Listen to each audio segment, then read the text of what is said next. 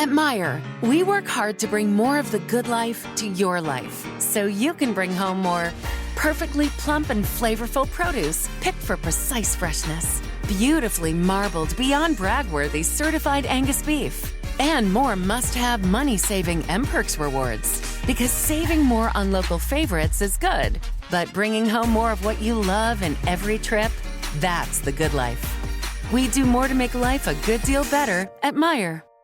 Warning, profanity ahead. Have your fainting couch ready. This week's episode of The Scathing Atheist is brought to you by HelloFresh and by the new sport sweeping the nation, Dogeball. It's where you throw shit at Elon Musk. And now, The Scathing Atheist. Dad Prime from OneDozenDads.com here. One mom of a million proves we did in fact evolve from filthy monkey men and women before she went right off a cliff.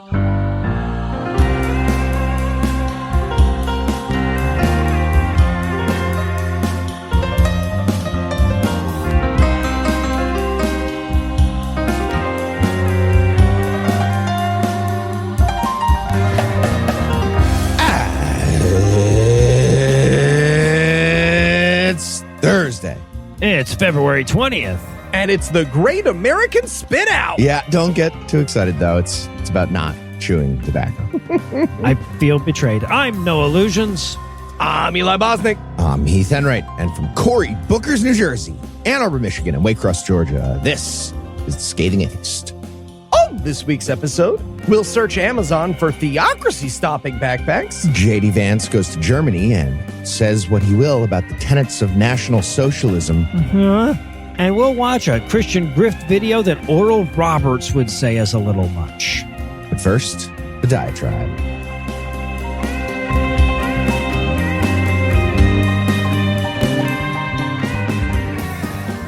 A couple of years before we started this show, I got it in my head that I wanted to learn to ride a unicycle. I guess back then life didn't seem complicated enough. So I talked my wife into buying me one for my birthday. Then I spent about a week or so in a hallway in my apartment trying to learn the basics of mounting it and shit. But to really learn, I knew I was going to have to find a place where I could go out and fail a bit. Luckily, just down the road from my building was a basketball complex with like 8 basketball courts worth of space that was usually empty after school. It's public property and there's a fence all the way around it, which is a really useful thing to have to cling to when you're learning your first baby steps on a unicycle. So I started going out there every day after work, teaching myself the basics. Because unicycling is like most skills. The trick is to just do it over and over again and eventually you get it. Now, of course, as I'm doing this, the basketball complex isn't completely empty. There's a group of 4 or 5 boys about 12 or 13 years old that are always hanging out there playing basketball pretty much every day. And at first, they're having a lot of fun at my expense. They'd jeer and they'd talk shit and they'd laugh every time I fell. And I fell a lot and humorously, right? The unicycle would go skittering along the way. And they would tell me that I was wasting my time and I would never get it. But after about 2 weeks, I was good enough that I didn't give them a lot to laugh at anymore. And a couple of weeks after that, I was good enough to literally unicycle circles around them. And along the way, I had demonstrated to these kids that seemingly impossible goals are attainable if you accept small victories, let yourself fall a few times, and believe in yourself enough to keep getting back up. Or at least that's what I hoped to demonstrate to them. But I'd been chatting with them along the way. I got to know them a little bit. And what I saw instead was a transformation from "you'll never get it" to "you are unlike me." Even though they had watched damn near every step of the process from clinging to the fence like a frightened toddler to competently riding the damn thing, rather than accept that that's just how human beings work, they built a mythology in their heads where I had some ability that they couldn't tap into. I was just the kind of person that could do that, and they weren't. I think about that a lot these days because I feel like Heath, Lucinda, Eli, Anna, and I have sort of done the same thing with this show. Not to suck my own dick here, but I feel like this show has made a difference. Not a big national, culturally measurable difference, to be sure, but we've made a lot of small personal differences. We've made people feel less alone. We've emboldened people. We've connected people. We've inspired people. We lifted some voices up, and to a lesser degree, we've knocked a few down. And we've made people laugh even when there was no good reason to laugh. And along the way, we've demonstrated that it could be done. We showed that a group of people who had no real experience or expertise could make a difference. And instead of realizing that and accepting it, a lot of people who watched it happen put us in a separate category from themselves.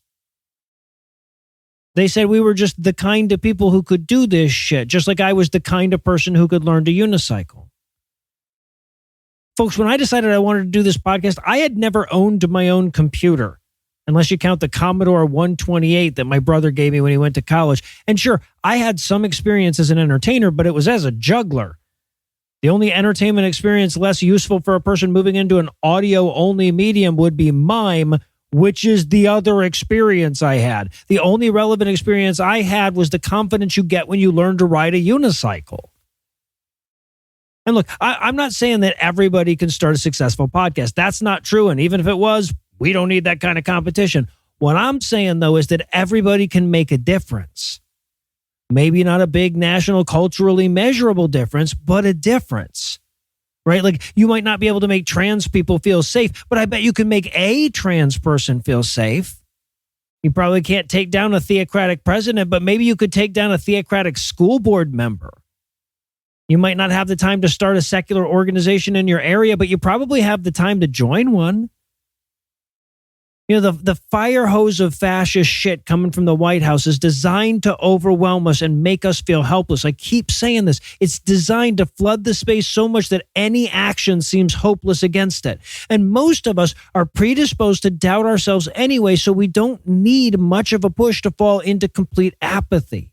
But you can do something. I'm confronted by proof every day, and so are you. The people making a difference aren't fundamentally different than you. Yes, they have advantages that you don't have, but if you look hard enough, you're going to see that you have advantages that they don't have as well. It's a hard thing to accept, not just because we're also riddled with self-doubt and experience to back it up, but also because it's such an intimidating thing to know. Because as soon as you accept that you could make a difference, you run out of excuses not to. They're talking about your Jesus. We interrupt this broadcast to bring you a special news bulletin.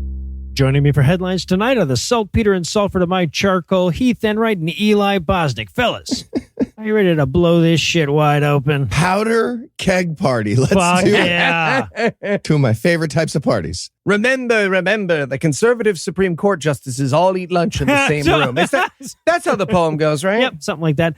And before we get going, there's been a lot of questions about this from a lot of people, and we're finally able to answer this question in full. So if you're curious, yes, we are doing a Vulgarity for Charity fundraiser again this year. It's going to run through November, as always, and this year we're going to be raising funds for our good friends at Recovering from Religion. They're the guys that do the Secular Therapy Project, the Hotline Project, a lot more stuff. We're going to be talking a lot more about them and about the fundraiser between now and then, but we wanted to give you plenty of time to put together both those donations and those roast requests.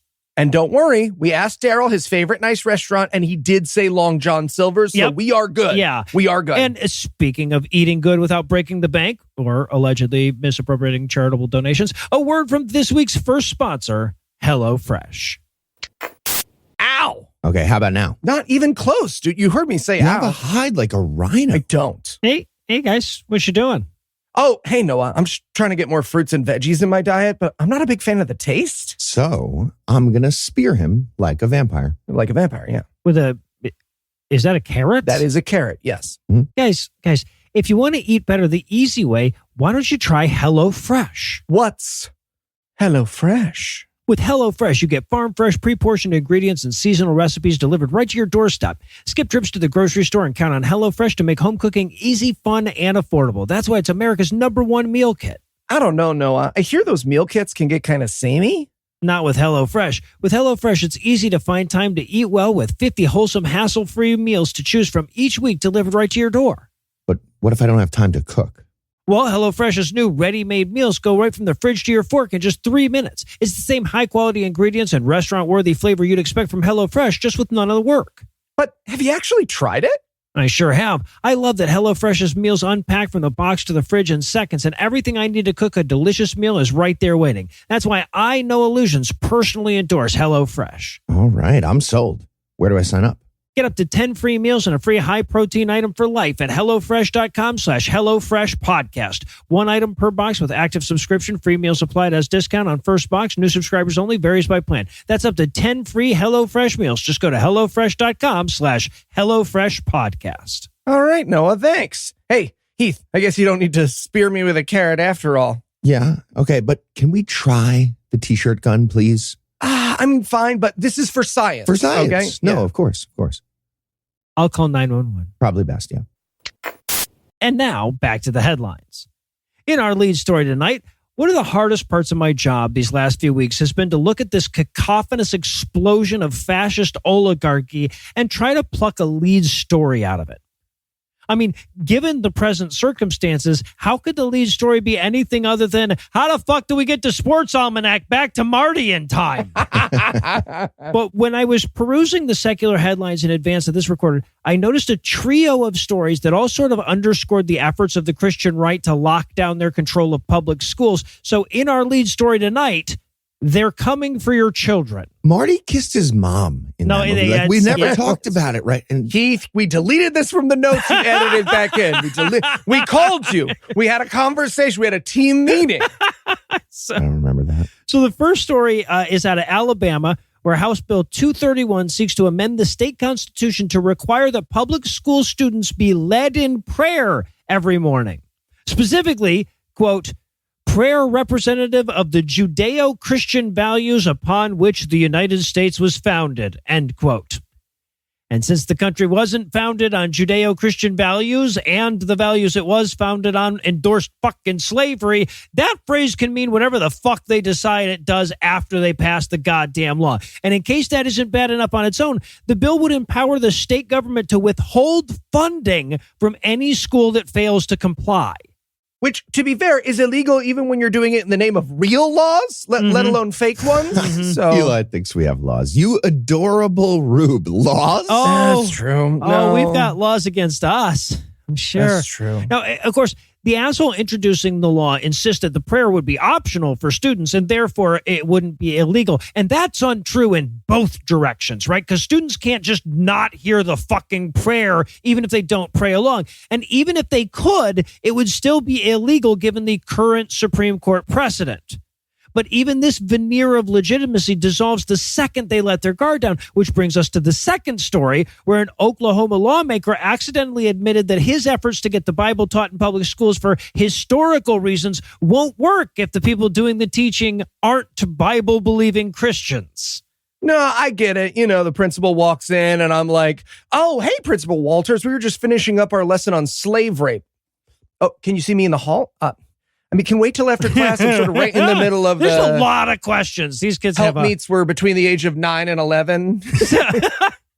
So that candid admission came during an interview on David Barton's show, the very existence of which is plenty for me to dismiss this jackass as a far-right Christian crank. But during the interview, they're talking about the state superintendent's efforts to spend state money bringing Trump Bibles into the schools. And this whole thing has been cloaked up to this point in the same, like, no, but we're just doing this to emphasize our Judeo-Christian history bullshit, right? But State Senator David Bullard freely admitted that was pretense when he said, quote, I don't want some pink-haired person who doesn't believe in God to start trying to teach the Bible, end quote. I mean, to be fair, I don't want some inbred doofus with a white supremacist undercut teaching biology. Well, there you go. If only there were some way we could keep the two subjects separate, you know, so that everyone could have what they want. Oh, separate? In the words of Andrew Jackson, make me. Seriously, that's the new constitutional law. Like, that's what we're doing. Even if the Supreme Court recognized that very clear violation of the Establishment Clause, which they would not, state-level theocrats are going to take J.D. Vance's advice and use the legal principle of fucking come at me, bro, and do it anyway. Yeah. And the last of the three stories, by the way, comes out of North Dakota, and it's actually the kind of mundane shit that we rarely talk about on the show anymore. They introduced a bill that would require public schools to include intelligent design in their science curriculum. And that kind of shit, like, that happens constantly. It happens in state legislatures all over the fucking country, and it has for decades. Usually we don't talk about it, though, because those bills tend to die quietly. But that's not the kind of shit we can really count on at this point anymore, especially from the state that wants to legally acknowledge the kingship of Jesus. So, hey, that's where we are at this point.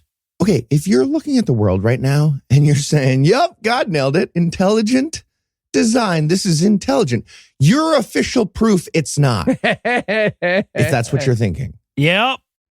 And in CTSD news, if you're like me and you live in the now times, one of the things that you've thought about a lot since the Trump election is, what do we actually do now?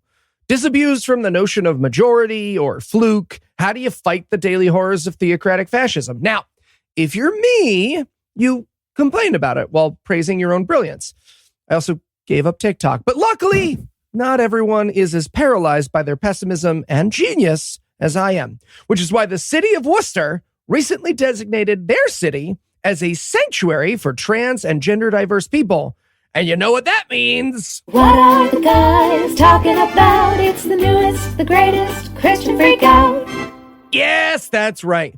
Worcester had the gall to officially declare the floor isn't lava, even though America voted for dipping trans kids in lava fair and square. And so this Christian freakout comes to us from one of our favorite theocratic news sources, the Christian Post. Yeah, I'd like to believe that there's at least one Christian who responded to, we're going to protect people from bigotry with, now you wait 1 minute here, and heard it. Right? Like, I just feel like there's no reason to believe it, but I want to believe it. Okay. I get it. I'm pretty sure that plenty of those people fucking heard it. And they're all cowards and liars. That's what's happening. 271 are Republicans in U.S. Congress, and I haven't heard a fucking peep from them for the last month about pretty much anything. I mean, most of those people in Congress, the Republicans, are Christian bigots, but they still heard it. They fucking heard it. They know what's happening. They heard it.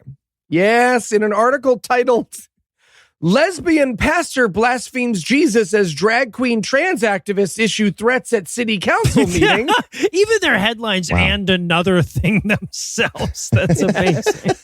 The Post expressed their horror that gay people would politely ask not to be murdered within their time limit at a city hall meeting. Let's hear what they had to say about that lesbian pastor. Quote, Payne Britton, a pastor at Hadawin Park Congregational Church, which is affiliated with the Progressive United Church of Christ.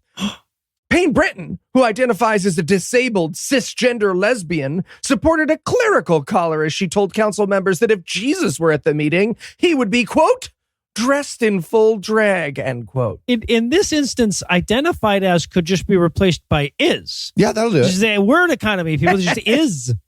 Well, that's the best part, right? They don't know the difference between what identities they're denying anymore. So they're right, just like, allegedly drove to my house in a Volvo.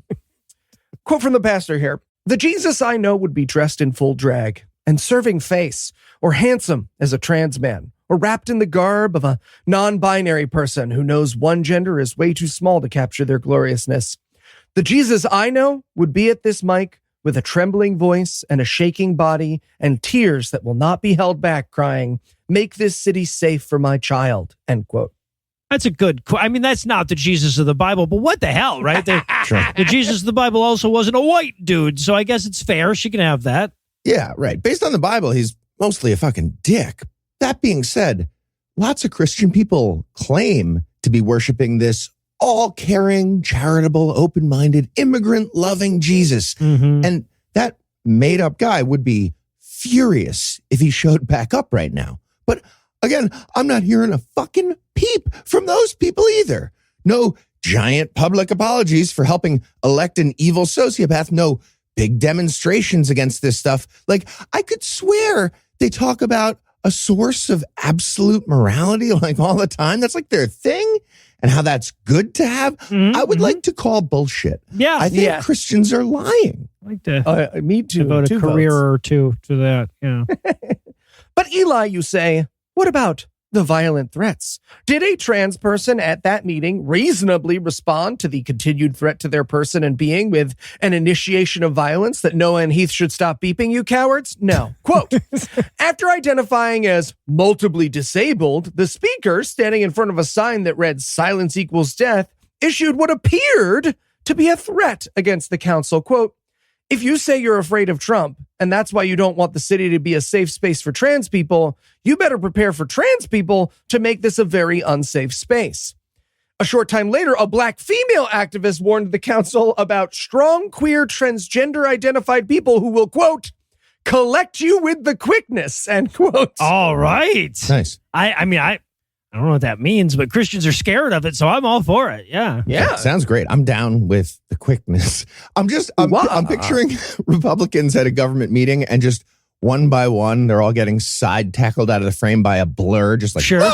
Yes, exactly. Disappearing Yeah. one by one. So as we can all see, now that we have this news, trans people who point out that it shouldn't be safe to actively murder minority groups and Christians who are enabling the active violence already being committed, those groups are tied now, right? Those ties are it's exactly the same things, at least in the Christian minds. And hey, look, podcast listener, if you know a Christian who thinks that's true, good. I hope he lives his entire life in fear that a trans person is going to take power, make his existence illegal, drive him to suicide, and then celebrate his death online. And, you know, just in case by some wild chance that doesn't actually happen someday, I'm going to stand alongside the people of Worcester in the meantime. Sounds fair. Sounds fair.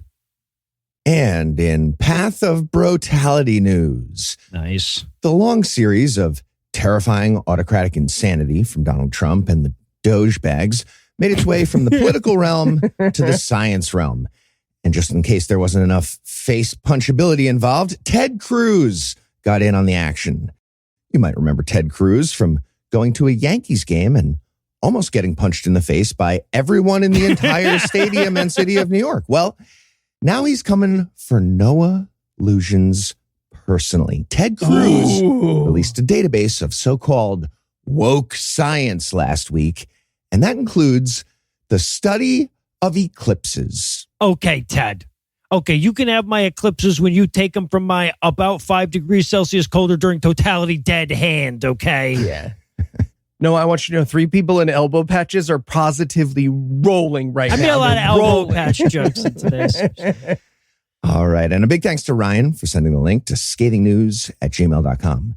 If we ever find ourselves inside a wrestling ring with Ted Cruz and he's all wobbly and Ryan happens to be standing there ringside, we will tap in Ryan for the big splash off the top rope. That's official. Oh, shit. scathingnews@gmail.com. Man, our Matreon goals get more and more ambitious every year. Yeah, the splash from last year almost happened on my bathroom floor on Instagram Live. So we learned about our eclipse-based socialist revolution getting foiled last week when physicist Corinne Breivik of Southern Illinois University was told that her eclipse project for middle school science classes got flagged as woke, which is a problem. The National Science Foundation was told by executive order to freeze their grants and comb through all their existing projects to find any references to woke stuff or DEI or possibly socialist revolutions. Seriously, I wish I was exaggerating when I used that language, but I was not. The Senate Committee on Commerce, Science, and Transportation, chaired by Ted Cruz, issued the following statement last week. Quote, Chairman Cruz released a database identifying over 3,400 grants totaling more than $2.05 billion in federal funding awarded by the National Science Foundation, NSF, during the Biden-Harris administration. This funding was diverted toward questionable projects that promoted diversity, equity, and inclusion, DEI, or advanced neo-Marxist class warfare propaganda. Really? End quote. Okay, look, eclipses have nothing at all to do with neo-Marxist class warfare until we start yeeting billionaires into the sun. So, like where your head's at, I guess. That's an idea. Right. And again, podcast listener, I just want to remind you that the withdrawal of funding that has already been awarded is not an executive power. Right. By any definition of the law as it exists right now. But for the record, Laws. Okay. fair. But when the Supreme Court overturns that, I just want to point out that pardons are next. So just, be careful what you wish for, Trump, okay? I'm just saying. Okay, so you might be wondering what other science projects were promoting neo-Marxist class warfare propaganda. Neo-Marxist guys. Well, Exactly. in addition to the moon and sun passing each other when viewed from Earth, Marxistly, the list from Ted Cruz also included studies aimed at synthesizing new medications, for example, or examining protein malfunctions that lead to cancer. And of course, improving the safety profile of self-driving cars, all Marxistly. Yeah, weird. Yeah, getting rid of cancer seems less of an imperative when you're a cancer, I guess. I've submitted my paper on the moral imperative of murdering Ted Cruz to several medical journals and have not gotten a single acceptance. So, I mean, where are the wokes when you need them? I guess is what I'm saying. Yeah, he's got a lot of responses, but not a single acceptance. I feel like that would get right through peer review, no problem. So, according to the NSF, the Lancet, maybe those guys are lazy. Yeah, right. There you go. I mean, they're still named after bleeding people, so they can't. Yeah, exactly. Yeah, come on. All right. So, according to the NSF, the executive order doesn't technically stop payments on all these existing grants. That's what Eli was mentioning. But the funding freeze made it pretty clear to all the scientists that their projects might get pulled entirely. And just in case the Ministry of Truthiness vibes weren't strong enough, the NSF was told to use a list of woke suspicion keywords and search every grant for the presence of these words, which would get them red flagged. And the list of words is truly insane. It includes ethnicity, barrier, biased. Biased in science is a keyword flag. Jesus Christ. Yeah. Disability, trauma, and historically. Just the word historically is a flag. Things that have happened in time. Yeah. By the way, the requirements for NSF funding included you had to discuss some of this stuff. So like all these studies had this stuff in it because that was kind of the rules. Right. But those are all bad science words, according to these fucking idiots. The list also includes the word female. Science projects that have the word female or women are getting red flagged because of that. Jesus Christ. Shocking. Male and men were not red flag words, though. Oh, it's so weird. crazy. Who would have predicted that? Yeah, no, it's nice to know, though, that if the podcast thing doesn't work out, Eli could get work misspelling grant applications for scientists trying to thwart the algorithm, right? I'm the new Navajo wind talker. Yeah, right. Come, my friend. Follow me. Grant is spelled with an E at the end. No, not there. Yeah, so bottom line, we're failing science class. The United States as a country is failing at the study of reality. Yep. We're also failing social studies, math, English, economics, philosophy. And we cut the budget for PE and the arts long ago. So we pre-failed those. Gender studies is now illegal, I think. So that's out. And same for Black history. And it all happened during Black History Month. Sorry. McKinley America History Month, something like that. If you showed our country's academic performance to any decent middle school teacher, we would not be allowed to walk and we'd be going back to kindergarten. Yep.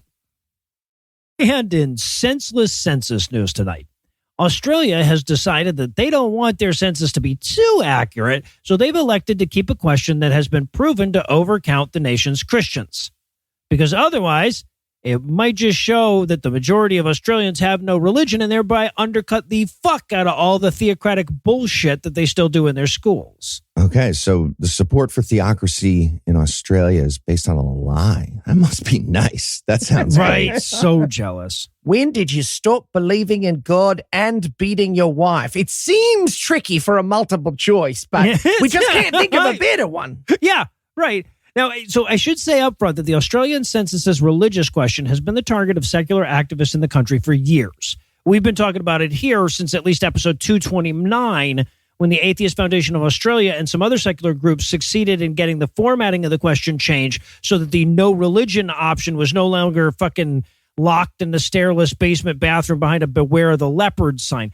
That change, along with the actual increase in atheism, bumped the number of Australians reporting no religion from 22.2% to 30.1%. And they do their census every 5 years. And keep in mind that Australia is one of the fun countries where we lose a bunch of votes because you can say you're a Jedi. And look, I know fighting theocracy should be more important, but I would totally check a box that got to say I was a Jedi. Yeah. So like, I get There's not a box for Jedi, but yeah. So, but You think you'd be a Jedi, not a Sith? Come on. you could be a Jedi. yeah, you could be a Sith too. I mean, they both count. So, okay. So the phrasing of the question is still a bit confusing and in a way that almost seems intentional at this point. See, the changes that were made before were all about the orientation of the existing options. It used to list 9 religions. And there was a big write-in box for other. That's where you would have put Jedi. And then after all of that, it included no religion under, like in its own little space. Well, now no religion appears at the top of the form in keeping with the way every other question is formatted. That is that like the none or does not apply to me option is at the top of everything else. But the question itself is still, what is the person's religion? As though having a religion were an assumed state, despite the fact that as of the most recent census, 38.9% of Australians have no religion, even when the question is posed in a way that overcounts religiosity. Okay, I feel like the form needs to be more of a flowchart. Like, Yeah. it starts with, do you believe any of the religion scriptures are nonfiction science books? If no, you're done. There and you we go. know what Yeah. your answer is. Right. Look, if you want to identify as an atheist, just check the box labeled ep. Gonna stop you right there.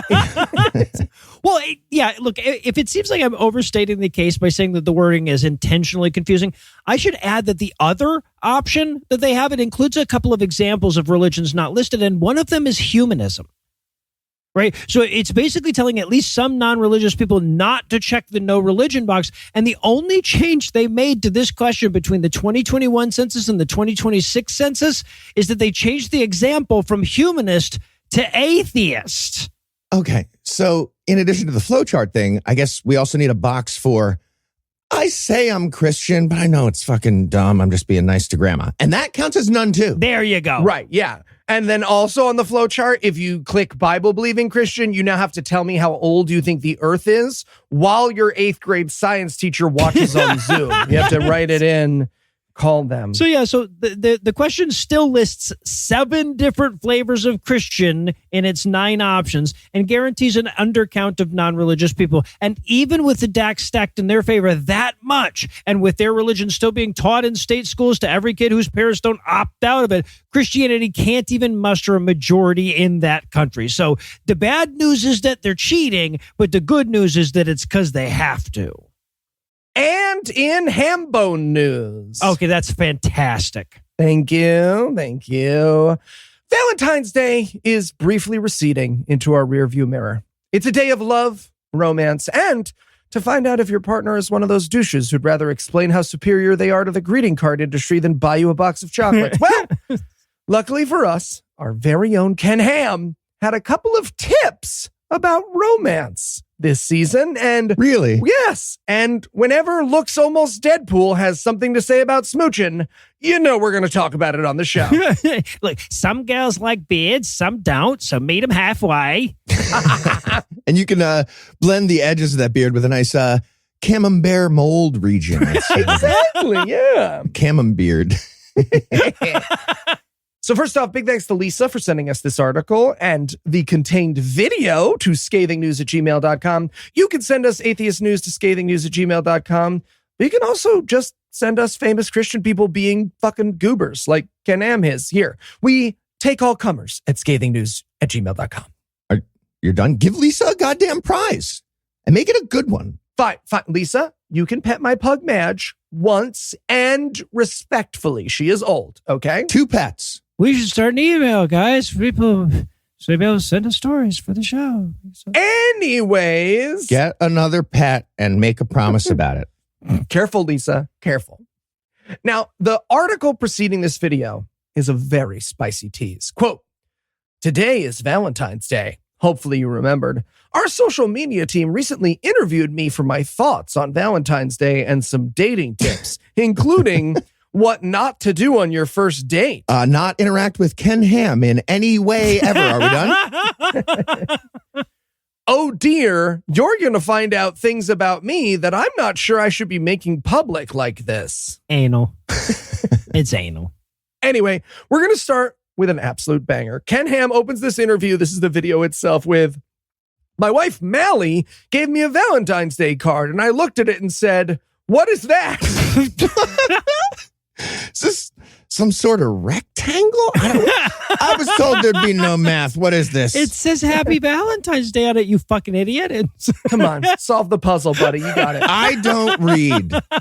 Yeah. But of course, that little anecdote is just an intro to the all-important question, should Christians celebrate Valentine's Day? Because the only take worse than "I won't be bullied into telling you I like you" by Big Flower is, do we think this love-themed holiday is a trick from God's goat demon ex-employee to burn our souls in fire forever? Okay, my take is not the worst. Oh, That's there you true. go. Nice. That's true. All right, but clearly that's an excuse in the moment, right? Like, no, I was going to make dinner reservations, but Satan. I don't know what a square card is. Yeah. So we get some biblical tips for Valentine's Day for the men in his audience. Number 1 from the Bible, quote, "If you're a Christian, you shouldn't even look at a non-Christian." Great start. Yeah, step 1, bigotry. Okay, Ken Ham shows up for a first date like Bird Box. Does not surprise me. That tracks. Absolutely. Yeah, no, that's fair. But it's not just finger shaking. He goes on to say, quote, "But I want to tell you what not to do on a date. Don't do what I did when I took my wife to a drive-in movie theater." Anal. Well, I was still wearing the blindfold. It went really badly after the Bird Box thing. Sadly, it's nothing as interesting as anal or a car crash. No, after a minute-long explanation of what drive-in movie theaters were, he tells us that on his first date with his wife, he drove away with the speaker still attached to his car. But what we don't know He's so is stupid. whether or not that was because his pants were drenched in cum. That's what I'm saying. Yeah, right. It's possible. Yeah. Maybe we just don't take dating advice from somebody who took his first date to the Nickelodeon down by the Mercantiles, huh? Exactly. Yeah. So that hilarious story out of the way, it's time for his "but seriously, folks," which goes, I shit you not, quote, "Hey, you know what? I encourage you to celebrate I'd like you Valentine's to do the voice. Hey, you know what? I encourage you to celebrate Valentine's Day, to do something special for your wife or special for your girlfriend. But remember, as a Christian, you should never look at a non-Christian in regard to marriage." End quote. Jesus Yikes. Christ. Okay, so he doesn't specifically say the words "beware the power of the Jewess," but that's the message. Yep, that is the message twice in this 3-minute video. Amazing. He has thoughts about the international Jew for sure. Oh yeah. Yeah. So he talks about how important marriage is for a second. And then, because he said the word important, he has to start talking about Jesus and then sacrifice, which leads him to conclude as follows, quote, "We need to love our wives sacrificially. Pour out that love on your wife to the point we're prepared to die for them. Do your children, do others see you loving your wife that way? That's what we need to do. So pour out that love upon them as God tells us to have a great Valentine's Day." End quote. Pour out your love into your dead brother's widow, biblically. Got it. But aim for the tits. One last thing about this story. The article that video is contained in ends in the following manner. I'm not kidding. This is the actual quote. "And happy Valentine's Day to my wife, Mally. If I forget to get her a card, at least I can show her this." Oh, Jesus Christ. Wow. No flowers, no, but... Wow, I actually could feel sorrier for Ken Ham's spouse. Wow, wouldn't have guessed. And finally tonight, in Vance Revolution news, Vice President Jan Stance Vance, that's official, made his first international speech since taking office. And he decided his top priority is persecution in Germany of neo-Nazis. Oh, Seriously. They're having a really hard time, you guys, in Germany, the neo-Nazis. It's hard for them. According to the headline from the Christian Post, J.D. Vance rebukes anti-free speech, anti-Christian discrimination in Munich speech. Or, according to reality, J.D. Vance worries about the dearth of Christian right hate speech in Germany. So I'm sure it'll be fine. What could possibly go wrong with that? It'll be cool. Also, why does everyone keep asking me to get used to The Hague? Are we doing a tour later? no, I actually did mean that I was a jelly donut. I'm terrible at ordering these. I'm so bad. So you might remember Germany as a country in Europe that did a thing that one time.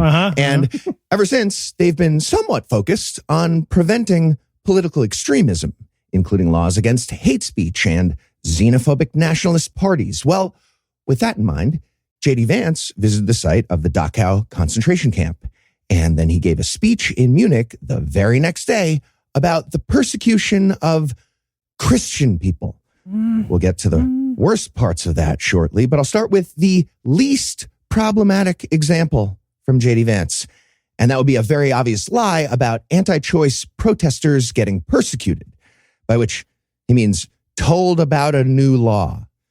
According to Vance, quote, the Scottish government alerted citizens with houses in so-called safe access zones, warning them that even private prayer within their homes may amount to breaking the law. Nope, he's lying. That's not how anything works. Here's what actually happened. Local officials sent letters about the new law explaining that it bans people from, quote, intentionally and or recklessly harassing people within 200 meters of an abortion clinic. And yes, sometimes a Christian person's house is within that safe access zone. But in order to break the law with private praying from inside your house, like Vance claimed, your praying would have to be somehow private and also public and also reckless and or intentionally disruptive and harassing. Right. Sorry, I get pretty worked up and start making signs when I'm in the spirit, you see. I guess. Yeah, no, this is the exact same thing as reacting to a law against public nudity by saying it's illegal to take a shower in my own home. Exactly. And speaking, that brings us back to some neo-Nazi stuff. Vance warned about the perils of regulating online hate speech as part of the EU's Digital Services Act. He really doesn't like that act. The act very intelligently places limits on specifically American hate speech and disinformation on European social media. It's kind of like a tariff on one of our chief exports, actually. But J.D. Vance does not like tariffs, especially if they crack down on propaganda from Germany's far-right AfD party. AfD has been classified as extremist by German domestic intelligence and me, just because duh, in part for downplaying the atrocities of Hitler and for embracing literal Nazi slogans. Also, a bunch of their members got arrested for multiple treasonous plots to overthrow the democratically elected government. So, yeah, J.D. Vance had some words of wisdom about that. I guess that makes sense. He also suggested that any European government that's unfriendly to religious liberty and free speech should not expect American backing on security stuff. Yeah, if you're mean to our terrorists, we won't be mean to yours. Right, yeah, yeah. Okay, so what's happening here is that Germans aren't allowed to agree with the Trump administration online because that's indistinguishable from Nazi hate speech, right? That's what actually happened. Right. And the Trump regime's strategy with regards to this is to call attention to it. To a speech with the VP, yeah.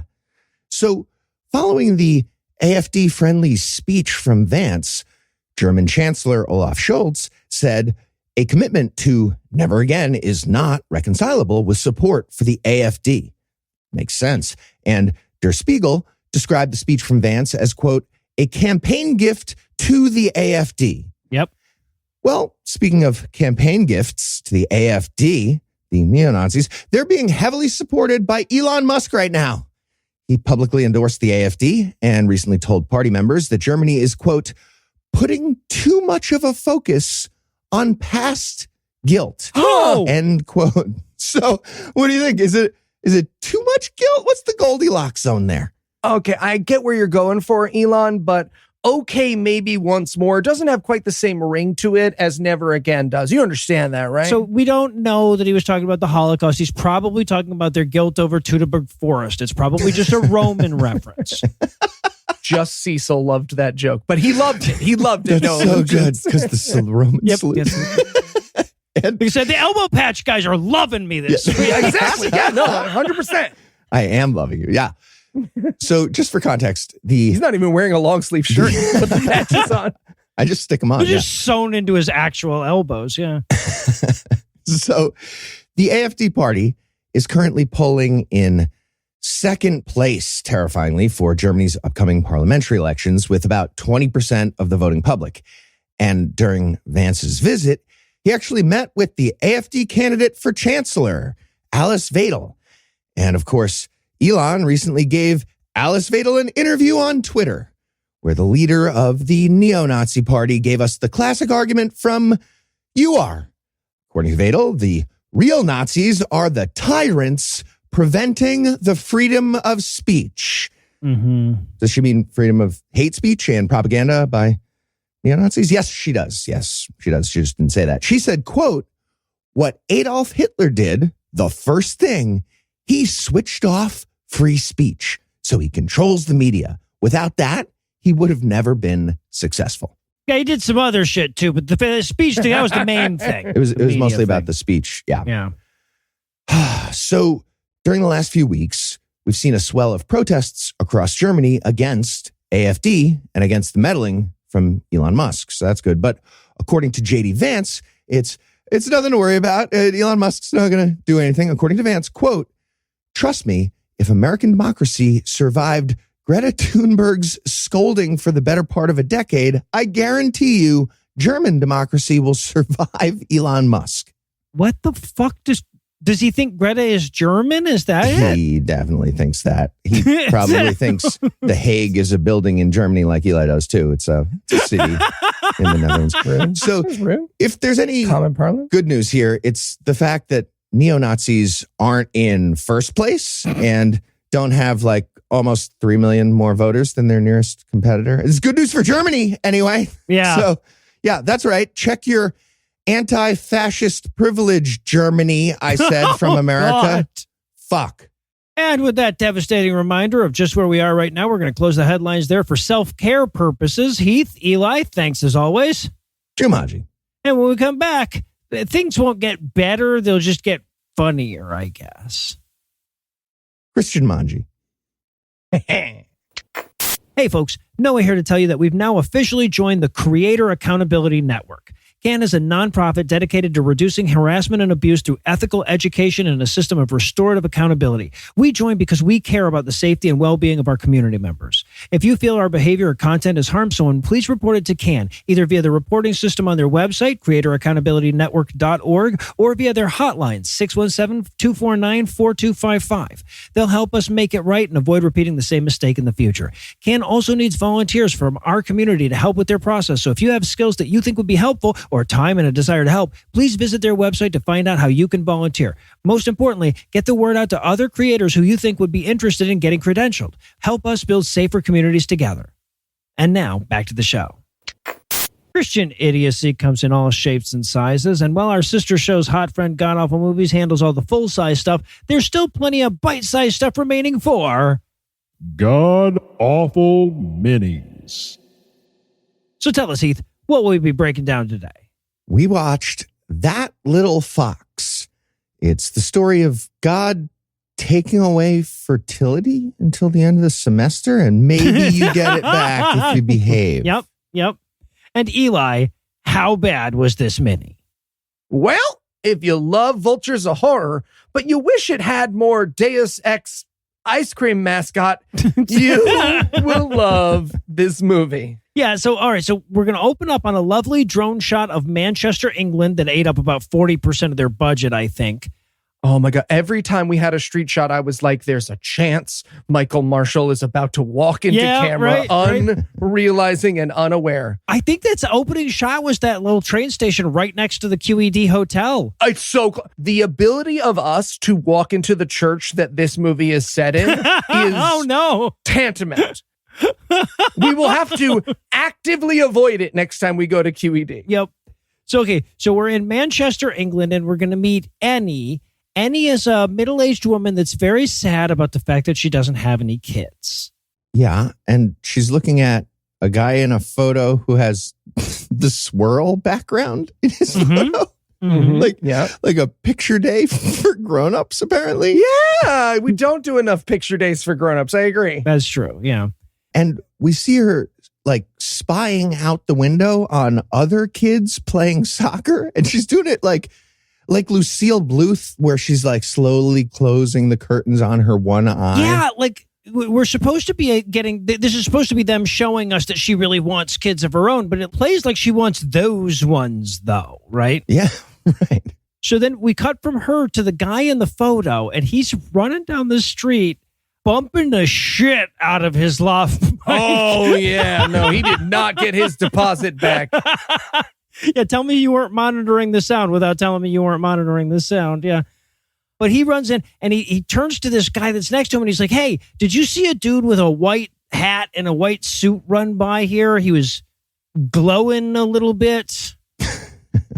But no, the delivery guy has not seen him.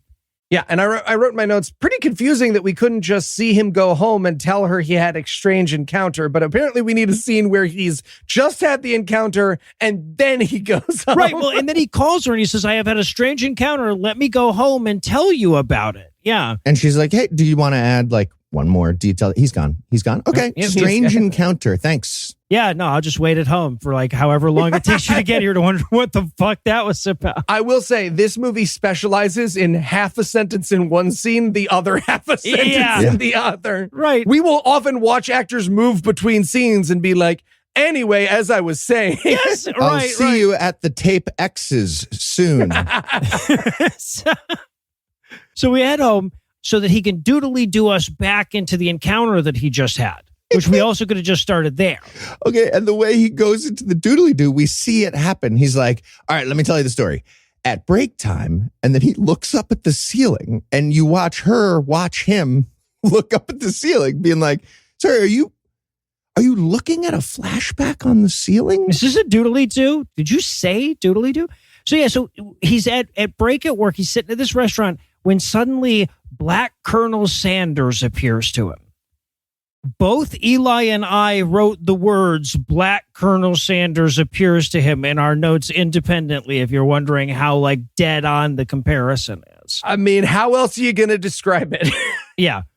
But Black Colonel Sanders appears and he's like, hey, I'm here to like set you right. You've got a few little foxes that are loose or whatever the fuck that was. Yeah, I looked that up. It's in the Bible somewhere. Little foxes are like low-level sins, like the venial ones. So to be clear, the title of this little movie is That Little Technicality. And it's like a whole thing. And the entire plot is that God is withholding this woman's ability to bear children because of technicalities. Yeah. It's like how in the headline segment, he said that I didn't know that The Hague was a separate city, even though I totally did. And I'll hold it against him forever. What country is it in? Bear. Mm-hmm. It's not even a big one. Portugal. So you nailed the continent, Eli. You nailed the continent. Hey, podcast listener, I am actually on the rest of the episode. It's just me mumbling small countries under my breath, so no one got it. I didn't like leave or anything. You won't hear me again, but that's what's happening. Okay, the Netherlands, that's made up. You just made up a country. But Black Colonel Sanders assures him that he's going to go see Annie, that this guy's wife, sometime in the next 3 days. But between now and then, there are a couple of Bible verses that he gives him that they should look into, right?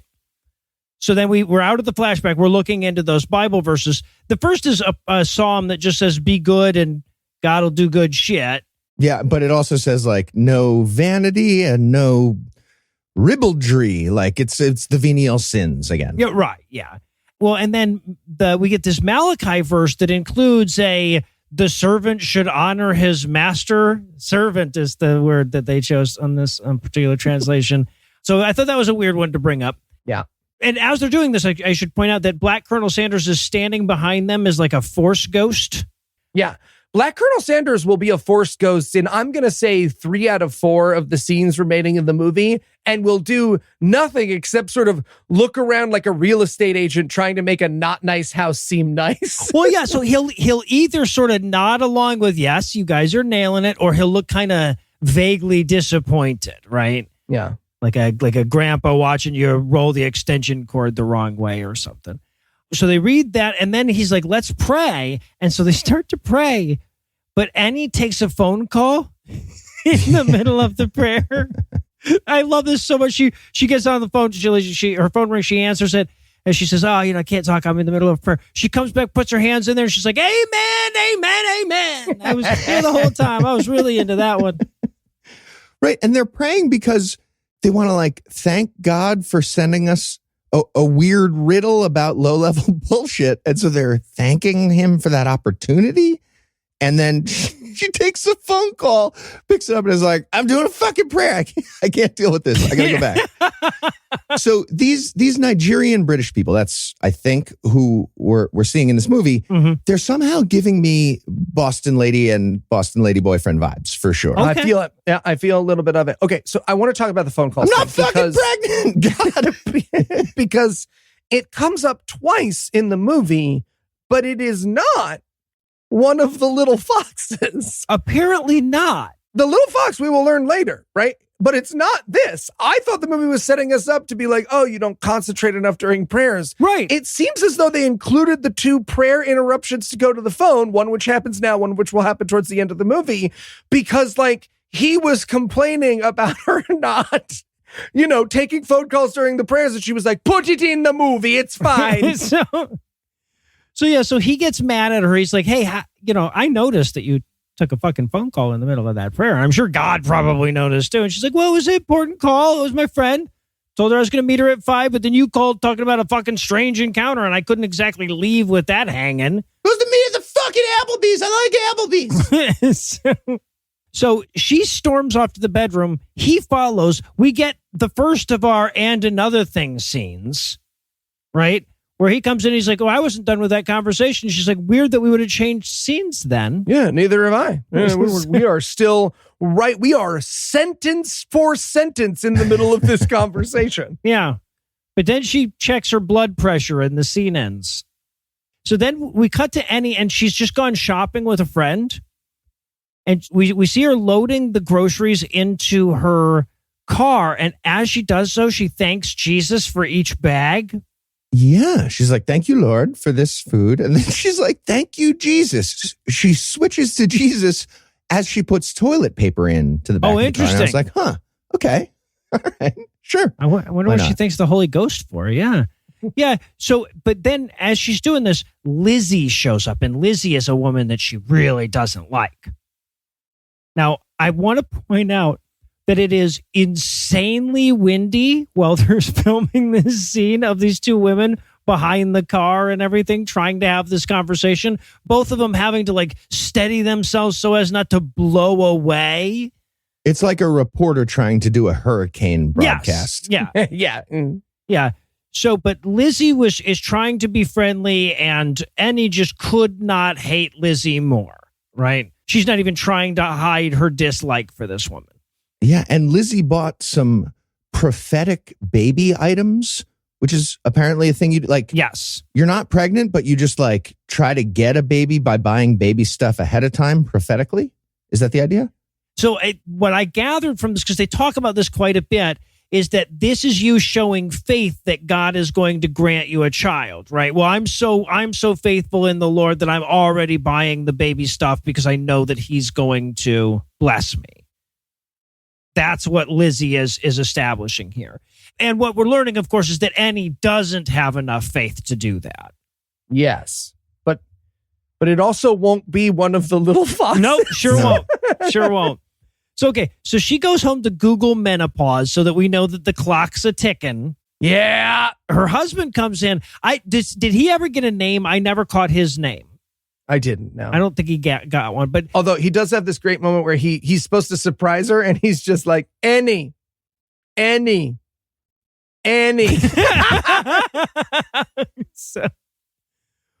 So they talk about how much she sure wants kids and nothing's working, and they need a miracle. And he scolds her for saying doubts out loud to her husband. Yeah, no, because he's like, well, for all you know, there's an angel force ghosting behind you right now, just over your shoulder. And of course there is, and he's nodding along like, you never know. Maybe there is.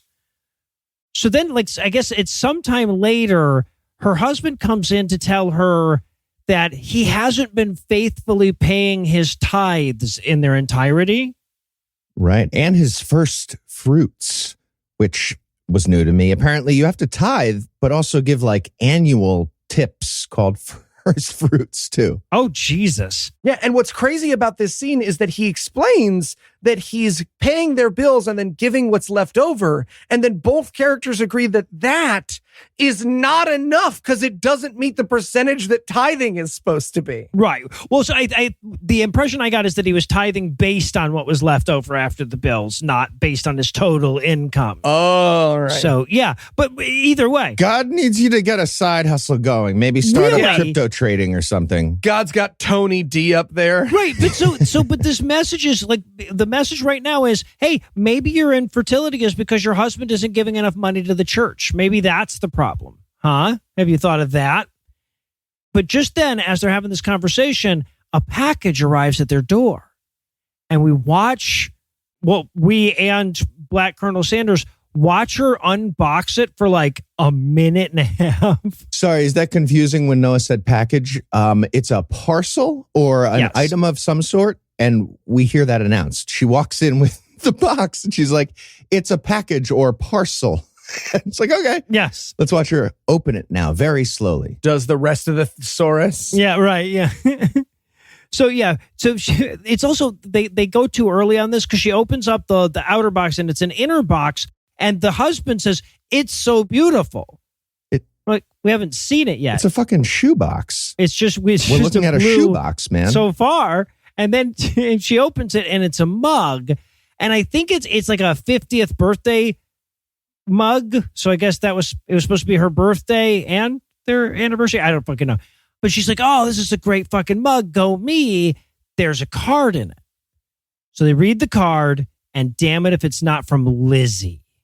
Yeah, and I can't begin to describe how long it takes them to finally get to this mug. It is literally a mug in a box, in a box, in a box. It is with and there's tissue around it that they have to take out. Yeah, it's fucking incredible. It's amazing that nobody thought to just cut all of that and like look at their faces for a second. No, we get to watch the whole goddamn unboxing. Hey, can you get the knife that we use just for opening boxes? I think it's in the drawer. Don't use my fabric scissors. Yeah, exactly. But this is where we're going to find out what the beef is with Lizzie. Yeah, which is that Lizzie lied about her and cost her an employment reference 15 years ago. Well, it cost her job, got her fired, and then she couldn't get an employment reference afterwards. Yeah. So, which, hey, you know what? You're allowed to hate that person, I think. Yeah, Lizzie lied somehow and got Annie fired. Like, that's a big thing. But the husband is like, babe, this is perfect for the ghost riddle, right? This is probably a little fox or something, right? Yeah, right. Yeah. Again, now the message is maybe your infertility is because you're still mad at somebody who deserves your anger. So she's like, no, fuck Lizzie. And she throws the mug in the trash can. Babe, do you think the grudge with Lizzie is blocking your fallopian tubes? Do you think that might be what Yes. an all-loving God would do? Yep. I think it might be. It might be. So then we cut to them in bed. It's the next morning, and we've talked a couple of times in the movie so far about this miracle service that they're supposed to have on Sunday, right? Like, so this is a special type of service they have at their church where people ask for and receive miracles. And she's so excited that by 4 a.m., she's already waking up and getting ready for this big service. Like a kid on Christmas morning. Yeah, he isn't, though, and is very angry. He's asleep. Yeah. He's snoring with an accent, though. And they're like, it's like they're daring me to make fun of it, but there was something going on there. It's there. Okay, tiny detail. We also see his phone for a second. Yes. And he has a photo of just himself as his phone background. Yes. Yeah, this is what I assumed before Ann Heath had as his background. I don't like pictures of I don't even have pictures of me. It's just you don't have a phone. It's true. It's just a picture of himself covering up part of the time. Yeah. But then he tries to go back to bed, so she plays loud worship music and makes him wake up. So, okay. So then we're going to cut to the church. It's 8 a.m. Now, again, like the weather got him again, like it did with the windy bullshit at the grocery store. It's super foggy. So it looks like a church in a horror movie, but they just, it's just whatever the weather was that morning. That's what they were going with. So that's not what they were like. They're not trying to make their church look creepy. They just couldn't help it. It's just an establishing shot that's still in England. Cool. Got it. Yeah. Yeah. Right. So we're at the church and they're getting ready for the big service. this woman that we haven't met named Sophie comes in to vacuum up, and damn it if Black Colonel Sanders isn't sitting in the front row. He explains to her that all her prayers are going to be answered, and she's going to meet the husband that she wants, and that she's going to have a couple of twins 9 months after they get married, so there won't be any funny stuff beforehand, don't worry. And her immediate reaction to this very obvious angel visitation is to be like, fuck, there's a guy in here. She runs it immediately. She gets it like there's an intruder. It's so funny. Yes, It's yeah. the funniest reaction to have to what is very clearly an angel God visitation. She just might as pulls well- out a gun and shoots him. Yes, exactly. Yeah, you beat me to it. It's exactly right. She might as well shoot God in the face. So she goes, she screams and runs to the pastor. Him and his wife figure out it must be a visitation from God. I was about to write, like, man, feels like these people would be really easy to fool, but then I remembered Earth and America. Yeah. Speaking of which, we're about to watch a jam-packed full church. Yep, that's exactly what we cut to as I'm writing that. It's 10 a.m. It's time for the church service. And he sits towards the back. They make a big deal out of that. She's trying to be humble, I guess.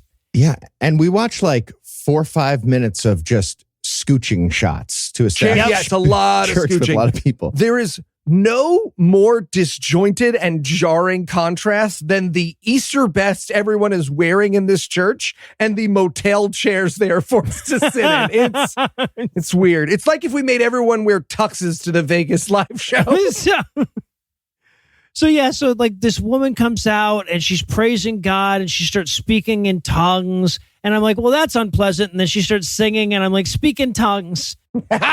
Yeah. This song goes on so long. I had it on 2 times speed by the end of it, and it was still so slow. Yeah, and she's a pretty good singer voice wise, but the lyrics are so stupid. It sounds like somebody forgot to give God a Valentine on Valentine's Day, and they're making it up on the spot As they go, yeah. And love all It the feels like things someone is pitching you, a Christian song God do. in the writer's room, Yes. right? Okay. Yeah. Love to God, like God and love, something like that.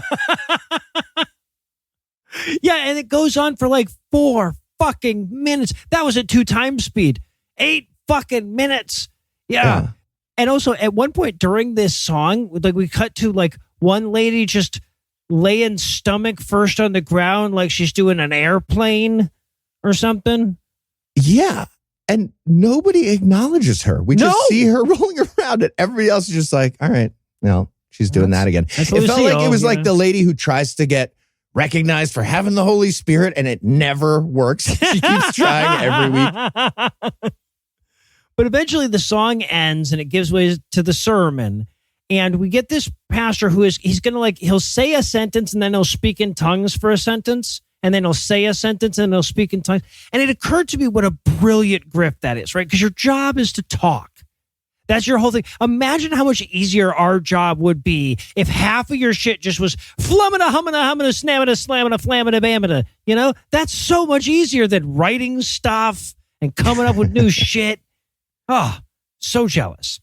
But yeah, and we get pastor's eye view here as he's doing his sermon, and he can see a bunch of little Force ghost angels wandering through, like giving out blessings to everybody.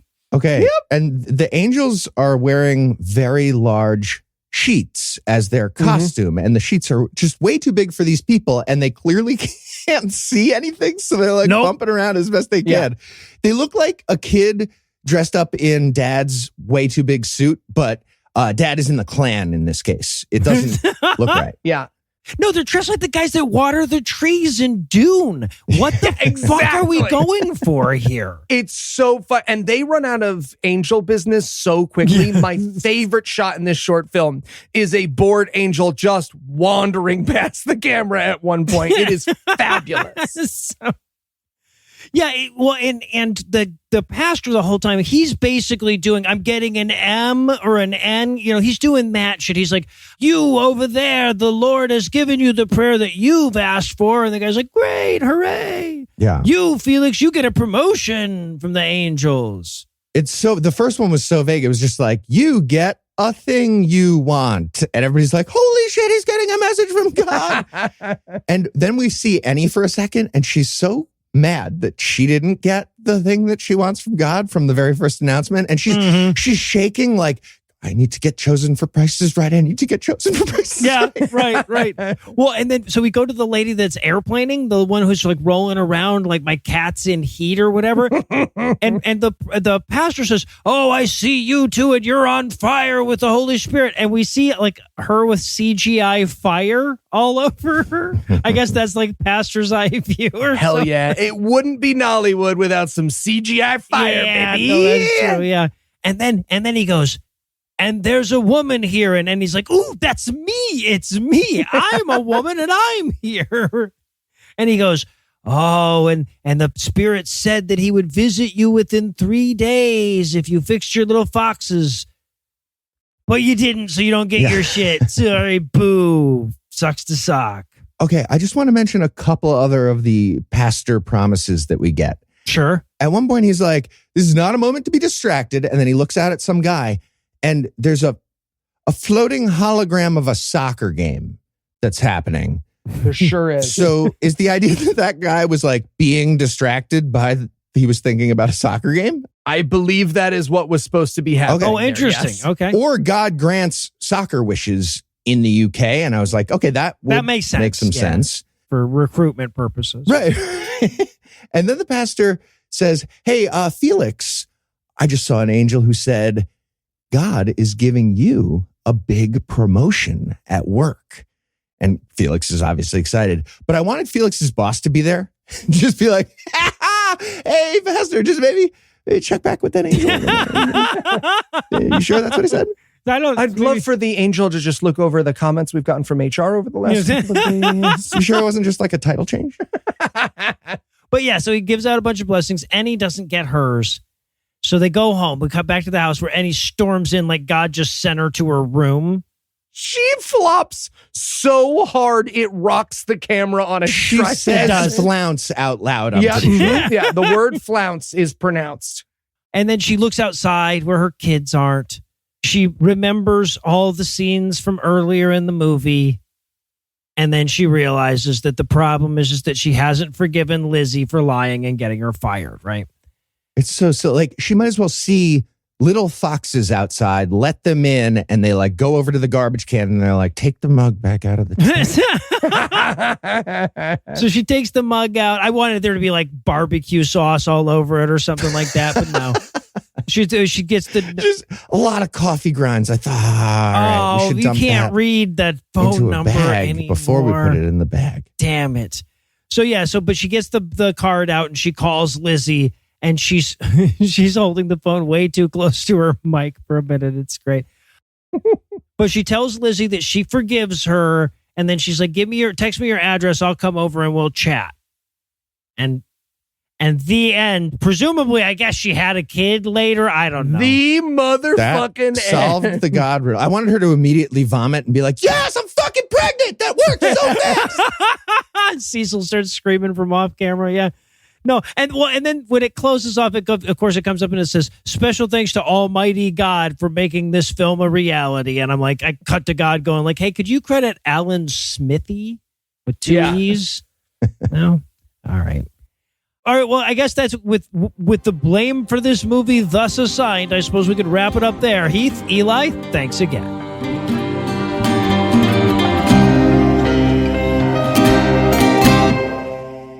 Before we signal the getaway driver tonight, I want to remind everybody to check our wacky shenanigans on D&D Minus. I don't always list it with the other shows at the end here because I don't always remember what day it comes out. But of all our podcasts, that's the one where we fight the most dragons. So be sure to check it out in the show notes. Anyway, that's all the blasphemy we've got for you tonight. But we'll be back in 10,022 minutes with more. If you can't wait that long, be on the lookout for a brand new episode of our sister show, The Skepticrat, debuting at 7 a.m. Eastern on Monday. And an even newer episode of our sister show's Hot Friend GodAwfulMovies, debuting at 7 Eastern on Tuesday. And an even newer episode of our half-sister show, Citation Needed, debuting at noon Eastern on Wednesday.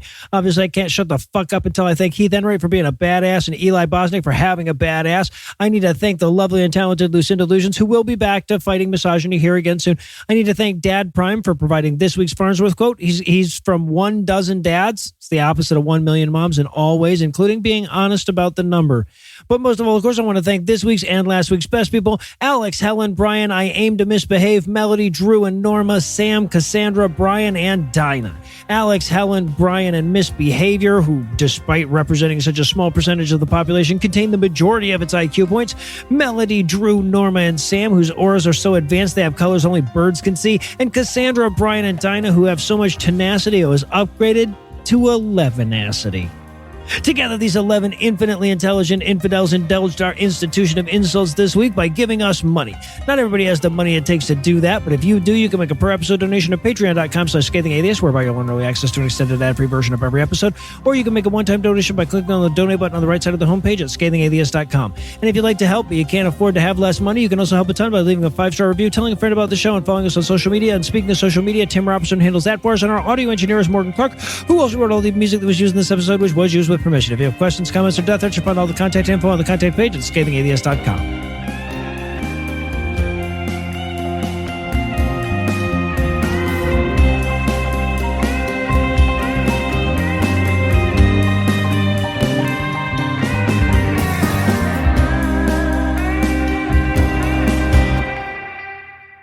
How did anyone wind up Christian, guys? Yeah, That's seriously. like Goose, what would it have to look like for them to go, hold on a second? Yeah. This content is CAN credentialed, which means you can report instances of harassment, abuse, or other harm at their hotline at 617-249-4255 or on their website at creatoraccountabilitynetwork.org. The preceding podcast was a production of Puzzle and a Thunderstorm, LLC, copyright 2025, all rights reserved.